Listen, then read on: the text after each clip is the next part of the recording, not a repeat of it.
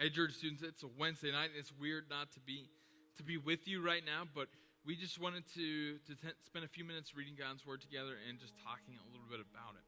As you're probably well aware, it is Holy Week, and I'm sure you know a lot about what happens later in Holy Week. You know, what we believed happened on the day before the crucifixion, so what we kind of see as Thursday. You see the upper room discourse, you see Jesus with his disciples sharing a meal together, the Lord's Supper, Jesus washing their feet, and then you see on Friday the crucifixion, Jesus being beat, and then on Sunday, obviously, the resurrection of Jesus. But tonight we're going to look at what happened on the night before the upper room discourse, or what we might think of as that Wednesday, and that's Judas beginning to betray Jesus. So we're going to look real quick, Matthew 26, verses 14 through 16, which reads, "Then one of the 12, the man called Judas Iscariot, went to the chief priests and said, 'What are you willing to give me if I hand him over to you?' So they weighed out 30 pieces of silver for him. And from that time, he started looking for a good opportunity to betray him." So Judas has already made up his mind that he is going to betray Jesus. He knew the chief priests were looking for a way to trap Jesus, to get him convicted, to get him sentenced to death.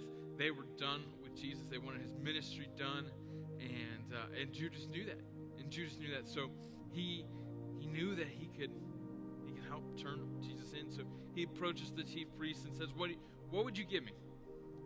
What would you give me if I gave you Jesus?"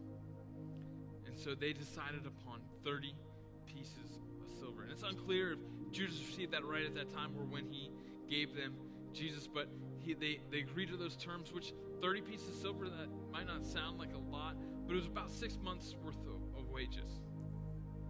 Judas determined that would be substantial enough.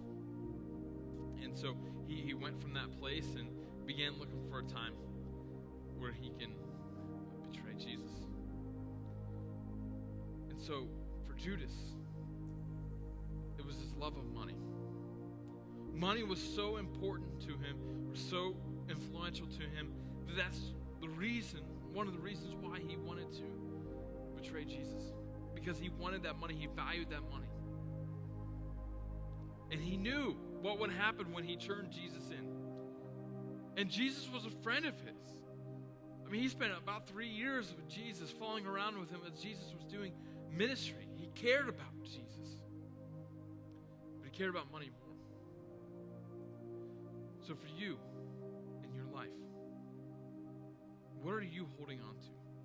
What is the love that you have for something that is preventing you from following Jesus in a deeper way? You're obviously not going to be betraying Jesus where you are handing him over to the chief priest in order for him to be killed. But what is a sin? What is something that is preventing you? And maybe it's not directly sin, but what is a love for something that's preventing you from chasing after Jesus? Is it the love of money? Is it the love of success? Or getting into your dream college? Is it a relationship? Is it sports? Is it being an influencer? What is getting in the way? What are you holding on to that you do not want to let go of?